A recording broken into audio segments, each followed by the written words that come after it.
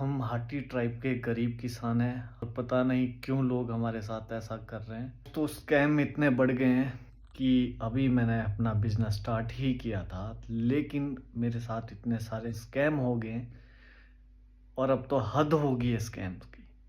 मैंने ship rocket के through अपना पार्सल में भेजता था और अभी भी भेज रहा हूँ। मेरे पास कोई और ऑप्शन नहीं है। इस तरह का 1 किलो का घी का जार भेजता हूँ, जिसकी जो वैल्यू रहती है 1990 रुपये रहती है। ठीक है। और उसके बदले अभी मेरे को एक ये मिला है लिफाफा, इस तरह से वापसी। ठीक है। और इसमें क्या है,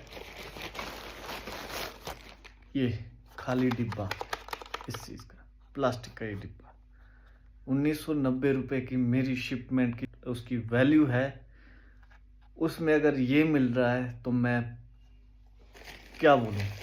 और उसके बाद बड़ी बात यह है कि उसके बाद मैंने एक और ये भेजा पार्सल शिप रॉकेट के थ्रू। शिप रॉकेट में अमेजोन के थ्रू, और ये वाला डिब्बा था घी का, और उन्होंने दिया वापसी ये तेल का पैकेट।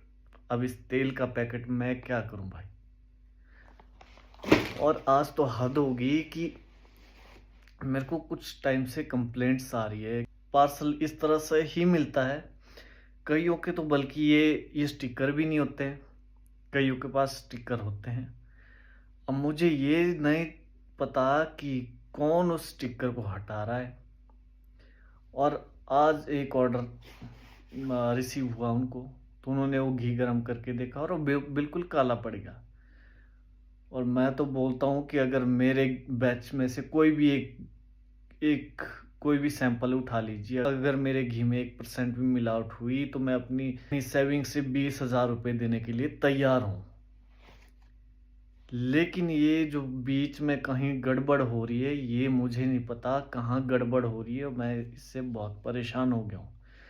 हालांकि शिप रॉकेट को पहले जरीन खान का भी एक उन्होंने वीडियो डाला है, मैं वो काफ़ी टाइम पहले देखा था कि वो अपना ब्रांड शुरू किया था। उनको भी इस तरह से फेस आ रही थी प्रॉब्लम्स, जिसे मेरे को आ रही है।